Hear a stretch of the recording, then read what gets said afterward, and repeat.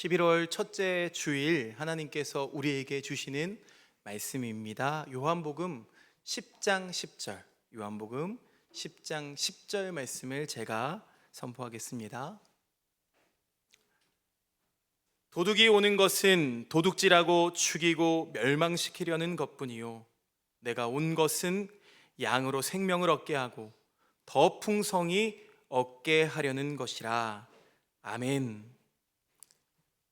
사랑하는 교우 여러분, 가을이 깊어갑니다. 들판에는 익은 벼를 추수하고 나무는 붉게 물들어갑니다. 바람은 차가워졌지만 우리의 마음은 따뜻해지기를 간절히 소망합니다. 세상은 이 시기를 일컬어 결실의 계절이라고 말합니다. 그러나 우리들의 신앙의 눈으로 보면 이 계절은 감사의 계절입니다. 하나님께서 올 한 해 각자 우리에게 주신 열매가 무엇이든 그것을 감사로 거두는 시간이 되시기를 주님의 이름으로 축복합니다. 열매의 크기보다 중요한 건 그 열매를 감사로 거둘 수 있는 마음입니다. 그런데 요즘 세상에는 감사합니다라는 말이 점점 사라지고 있다고 합니다. 택배 기사님이 물건을 집 앞에 두고 가도 배달해 주셔서 감사합니다 라는 말보다는 왜 문을 안 두드리셨어요? 이런 말이 먼저 나오고, 식당에서 음식을 기다릴 때 음식을 받으면서 감사합니다 라는 말보다는 저희 주문 아직 멀었나요? 이런 말이 더 먼저 나오는 시대입니다. 또 감사라고는 하지만 감사는 그저 인사말이 되어버렸습니다.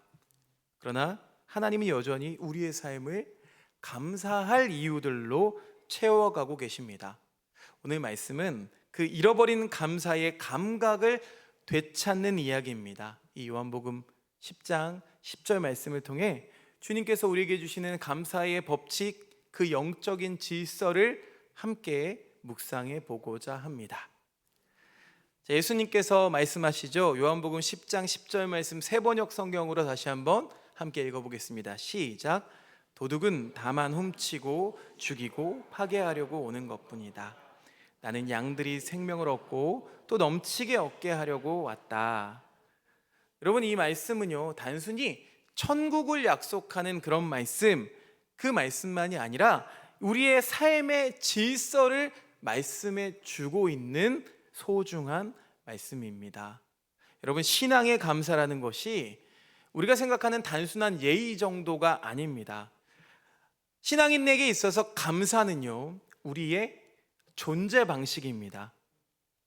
예의로 하는 감사는요, 관계의 평화를 위한 예절이죠.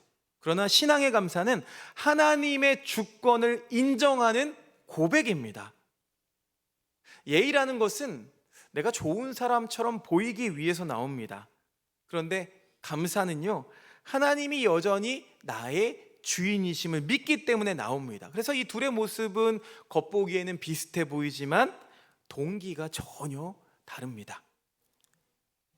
자, 어떻게 다른지 알아볼까요? 네 가지 겉도는 감사가 있는데요. 첫 번째는 관습적인 감사입니다. 식당에서 우리가 맛있게 먹었습니다 라고 말하면서 나오면서 맛이 어땠어? 그냥 그랬어, 이렇게 하는 경우들이 있죠.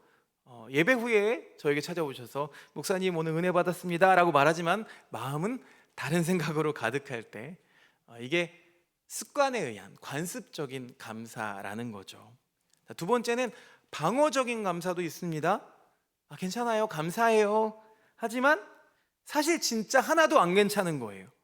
그냥 더 상처받고 싶지 않아서 감사라는 말로 그 감정을 덮어버리는 경우입니다.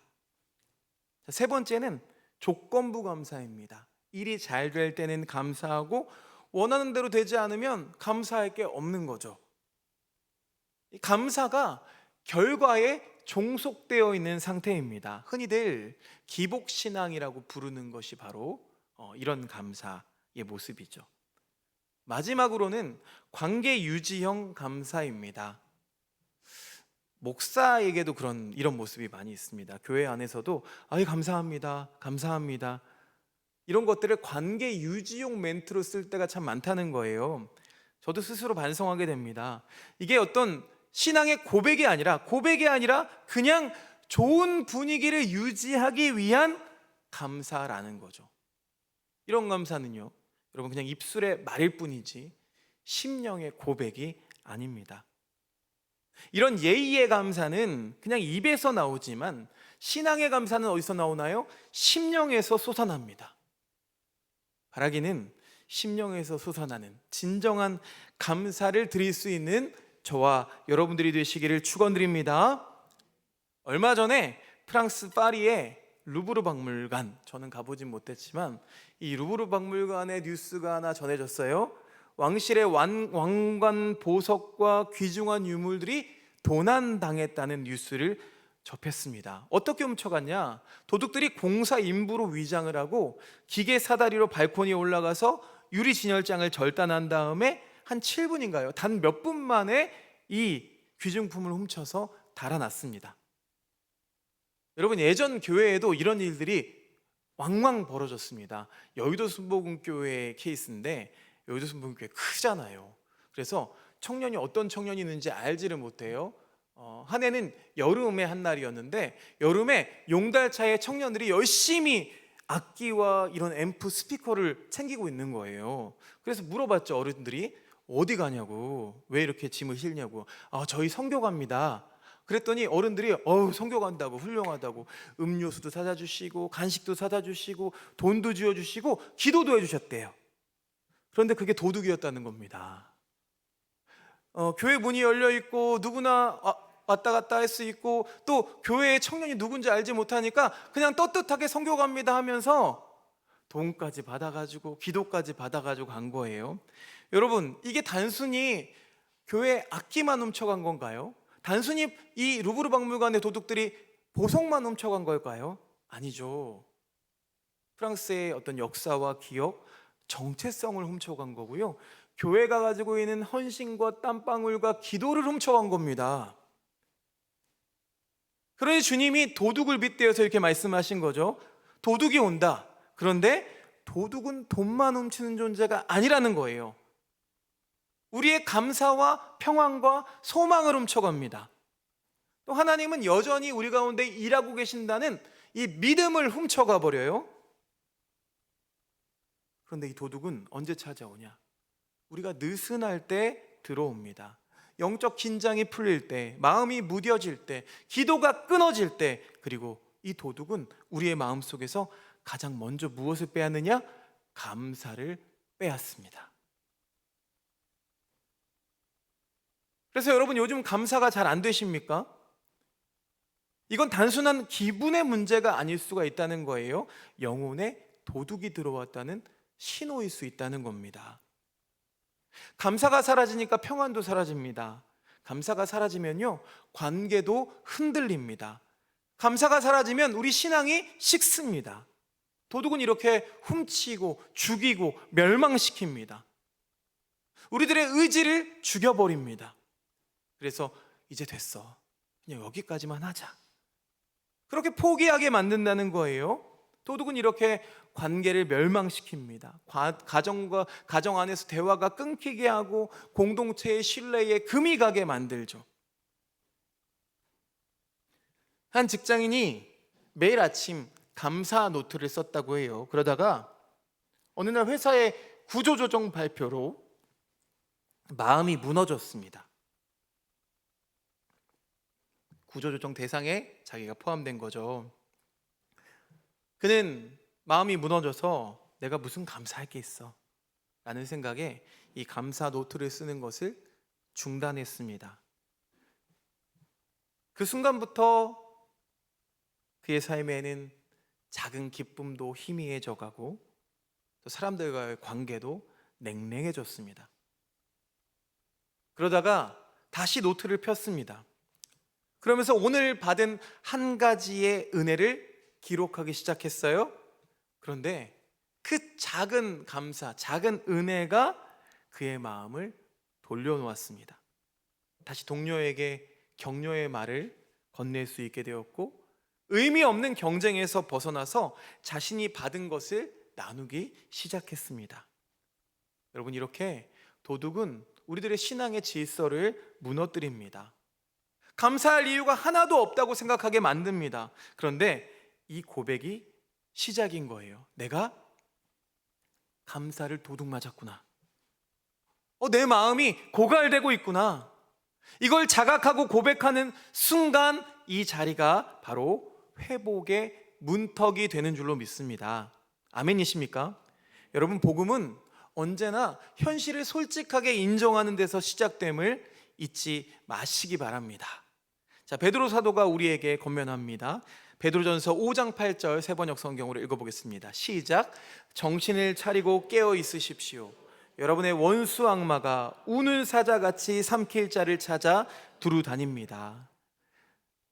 우는 사자같이 원수 악마가 삼킬 자를 찾아서 두루 다닌대요. 그러니까 베드로 사도는 이 영적 전선, 이 영적 질서에 누수가 없도록 깨어 있으라, 정신 차리라 라고 말씀하십니다. 그러니까 우리 정신 차려야죠. 감사를 기억하고 또 기록해보는 실천이 필요합니다. 감사가 사라졌습니다, 주님. 다시 그 감사를 회복시켜 주십시오 라면서 주님 앞에 무릎 꿇고 고백하는 그 시간을 통해서 하나님이 다시 일하심을 여러분 믿으시기를 바랍니다. 자, 이렇게 감사가 도둑맞은 순간 그 자리, 그 상황 속으로 주님이 들어오십니다. 내가 온 것은, 이렇게 말씀하시죠. 주님은 그냥 멀리서 관찰만 하지 않으시는 거예요. 그냥 견뎌봐라 이렇게 멀리서 소리만 치시는 분이 아니라는 겁니다. 주님은 오셨습니다. 찾아오셨습니다. 그것도 어느 자리예요? 빼앗기는 바로 그 자리에, 무너지고 있는 바로 그 자리에, 감사가 사라지고 있는 바로 그 자리에 오셨습니다. 그리고 이렇게 말씀하시죠. 내가 온 것은 양으로 생명을 얻게 하고 더 풍성히 얻게 하려는 것이다. 여기 두 가지 표현이 나오는데요, 두 가지 모두 중요합니다. 하나는 생명을 얻게 하고 또 다른 하나는 더 풍성히 얻게 하려는 것이다. 첫 번째 말씀처럼 주님은 우리에게 생명을 주십니다. 여러분, 여기서 말하는 생명이란 단순히 죽지 않고 있는 상태를 말하는 게 아닙니다. 성경이 말씀하는 생명은 살 이유를 되찾은 상태를 말합니다. 그러니까 다시 일어나고 싶은 마음, 다시 품고 싶은 사랑, 다시 회복하고 싶은 관계, 다시 시작할 수 있다는 믿음. 우리들이 나는 아직 끝이 아니야 라고 고백할 수 있다면 여러분, 그건 이미 생명이 이 안에 들어왔다는 증거입니다. 두 번째로 이어서 주님은 그것을 풍성히 얻게 하려는 것이래요. 그러니까 주님이 그냥 우리에게 야, 그냥 살아만 있어라, 그 수준에서 우리를 놔두시는 게 아니라는 거예요. 주님은 뭐라고 말씀하십니까? 넉넉해져라 라고 말씀하십니다.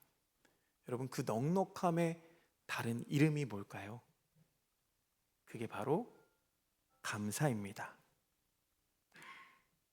우리는 종종 이렇게 말합니다. 지금 상황에서는 감사할 게 없어요. 지금은 제가 감사할 형편이 아니에요.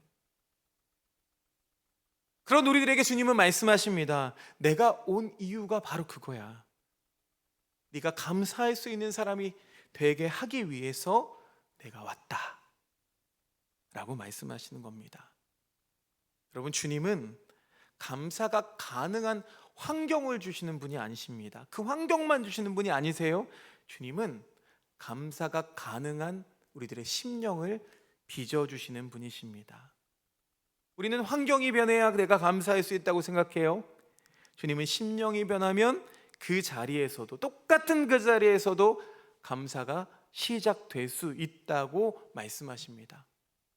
여러분, 이건 굉장히 중요한 신학적 고백입니다. 감사는요, 매너가 아니라 구원 체험이라는 거예요. 감사는 그냥 성품 문제가 아니라 성령의 열매라는 거죠. 감사는 낙관주의가 아니라 하나님의 통치에 대한 신뢰를 나타내는 겁니다. 구약에 그런 사람이 있어요. 그렇게 감사를 표현하는 사람이 있습니다. 내 심령을 새롭게 해달라고 고백하는 다윗의 고백을 함께 읽어보겠습니다. 시편 51편 10절 말씀 읽어보겠습니다. 시작. 하나님,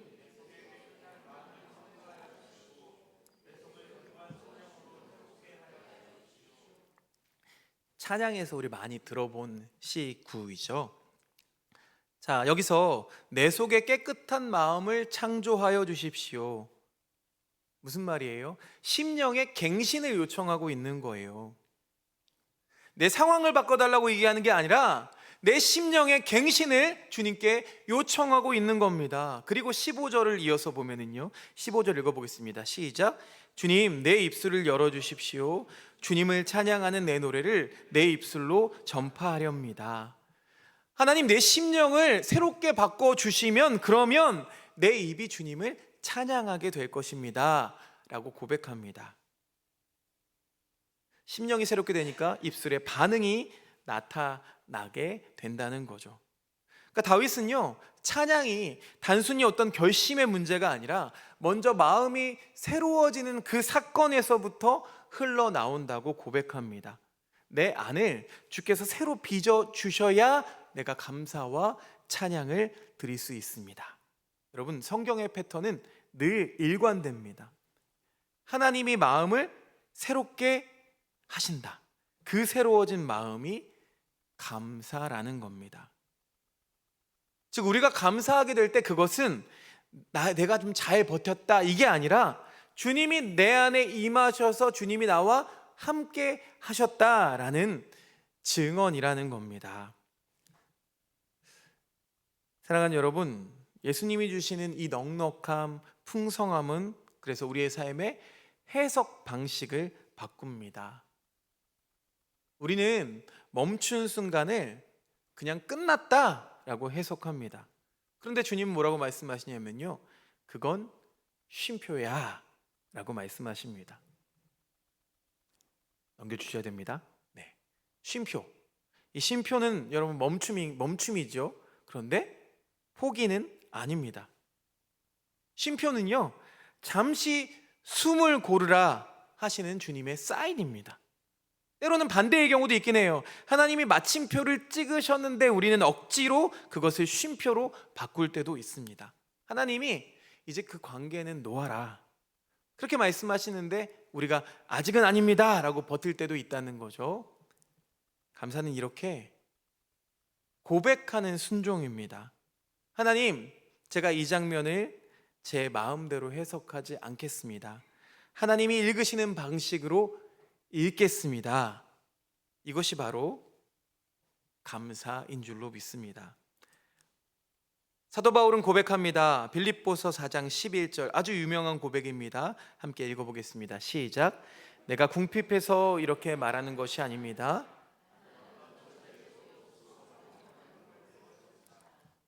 스스로 만족하는 법 뭡니까? 자족이죠. 자족.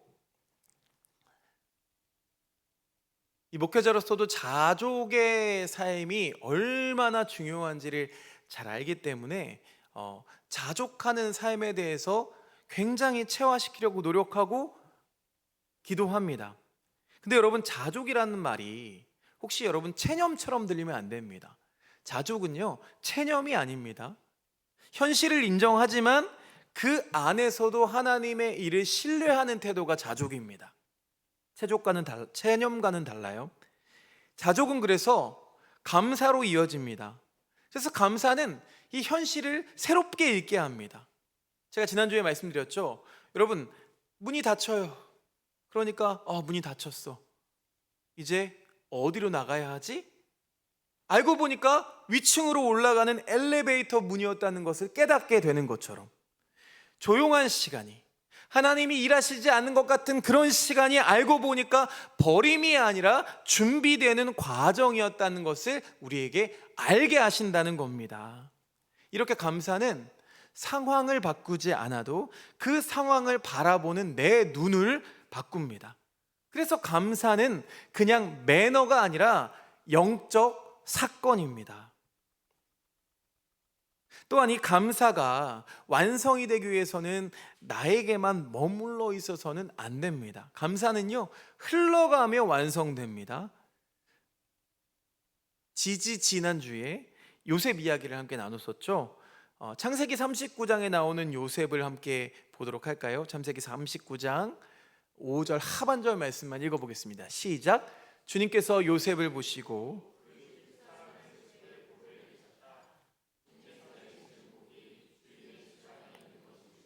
밭에 있는 것이든지 그 주인이 가진 모든 것에 미쳤다. 자, 하나님이 함께 하시는 한 사람, 하나님이 함께 하시는 요셉이 이 보디발의 집에 있으니까 보디발 집 전체가 복을 받았습니다. 요셉의 신앙, 이 요셉의 감사는요, 생존을 넘어서 다른 사람들의 복으로 확장되고 있는 거예요. 요셉 때문에 복을 받았습니다. 여러분, 이것이 성숙한 신앙의 증거입니다. 바라기는 여러분들 때문에, 여러분 한 사람 때문에 여러분의 가정이 복받게 되기를 소망합니다. 여러분 한 사람 때문에 여러분의 직장이 복받게 되기를 소망합니다. 여러분 한 사람 때문에 우리 교회가 복받게 되기를 소망합니다. 신약의 오병이어 사건도 똑같죠. 한 어린아이가 감사하는 마음으로 자기 도시락을 주님 앞에 드렸을 때에 그 감사가 어떻게 됐어요? 공동체를 살렸습니다. 누가복음 6장 38절 말씀 같이 읽어보겠습니다. 시작. 남에게 주어라. 그리하면 하나님께서도 너희에게 주실 것이니 배를 누르고 흔들어서 넘치도록 후하게 되어서 너희 품에 안겨주실 것이다. 너희가 되질하여 주는 그 되로 너희에게 도로 되어서 주실 것이다. 아멘이십니까? 우리가 드린 대로, 우리가 남에게 흘려보내는 대로 받게 된다는 거예요. 누리게 된다는 거예요. 여러분 이 사실을 믿으시기를 바랍니다. 우리가 시간을 내어주는 것, 이거 어려운 일이죠.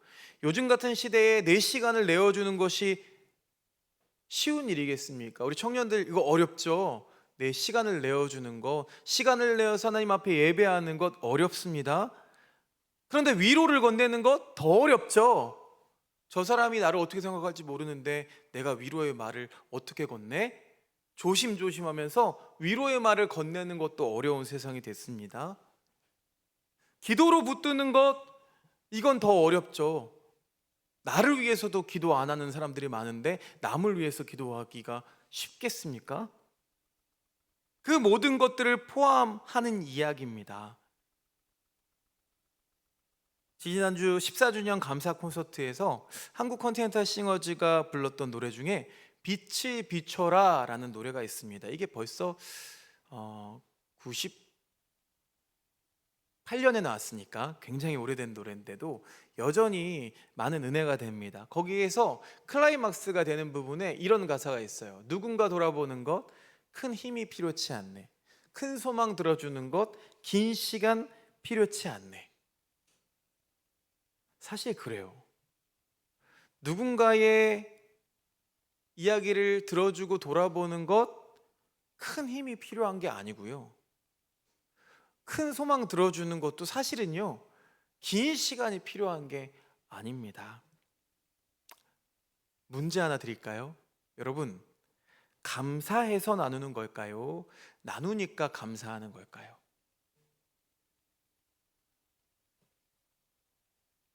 닭이 먼저냐 계란이 먼저냐 이런 문제 같죠. 둘 다 맞습니다. 감사하는 사람은 결국 나누는 사람입니다. 그리고 나누는 사람은요, 더 많은 감사의 이유를 발견하게 됩니다. 왜냐하면 내가 받은 은혜가 누군가의 살아남음이 되는 장면, 그 장면을 우리가 눈으로 목격하기 때문에 그래요. 여러분, 전도해 보신 분들만 아는 게 있습니다. 한 영혼을 전도해 보면은요, 내가 전한 그 복음, 그 복음의 은혜가 그 사람에게 전달되어서 그 사람의 영혼이 변화되게 되면 그것을 보면 주님을 떠날 수가 없습니다. 눈으로 봤기 때문에 그래요. 목격했기 때문에 그렇습니다. 그래서 다시는 감사 없이 살 수 없는 인생이 됩니다. 사랑하는 행복을 나누는 하나교회 교우 여러분, 감사는 단순히 나를 기분 좋게 만드는 말이 아닙니다.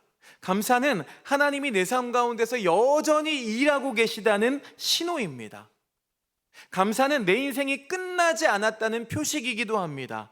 감사는 내가 아직 살아있다는, 아니 하나님이 내 안에 살아계시다는 증거입니다.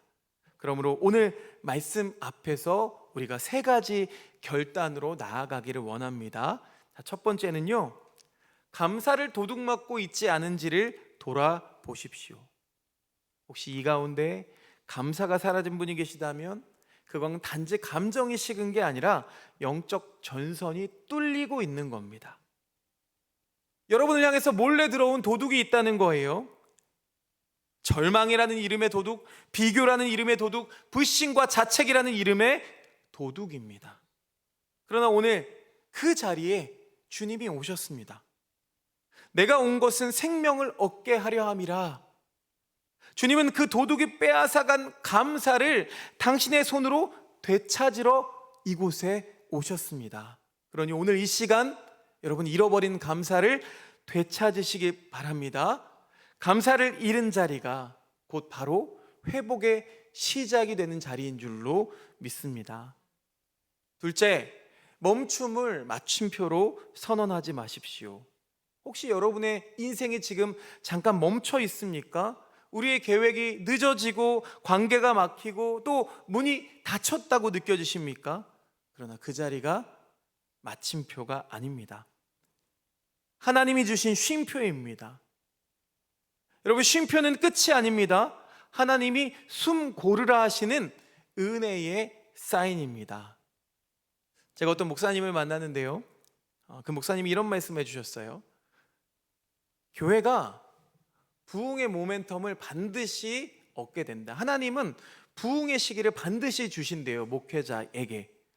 그런데 그게 영원하지 않은 거죠. 때로는 정체되고 오히려 뒤로 후퇴하는 것 같을 때도 있대요.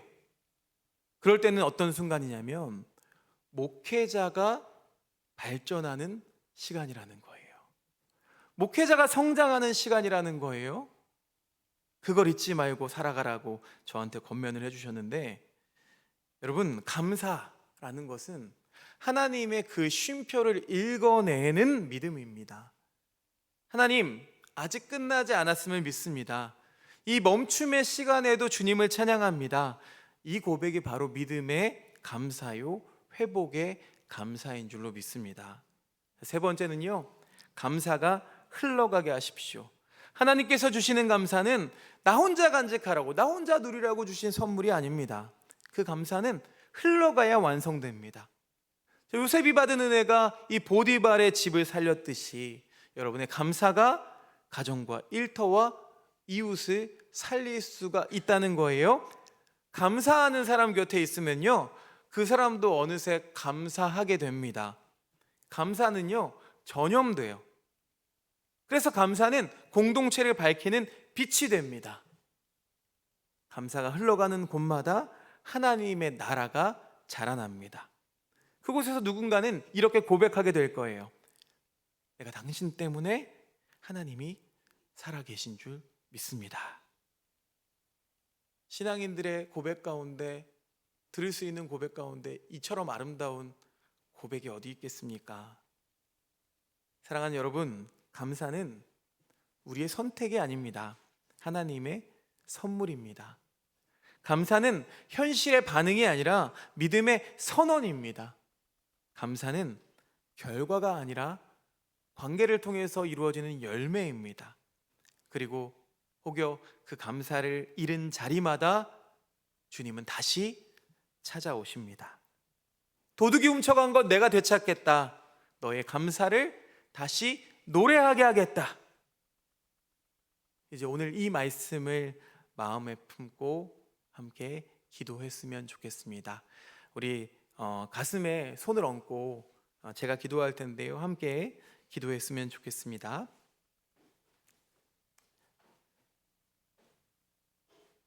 주님, 제 안에 들어온 도둑들을 예수 그리스도의 이름으로 물리쳐 주십시오. 제 영혼의 기쁨을 훔쳐간 절망과 비교와 불신을 몰아내 주십시오. 주님, 저에게 생명을 주신 줄로 믿습니다.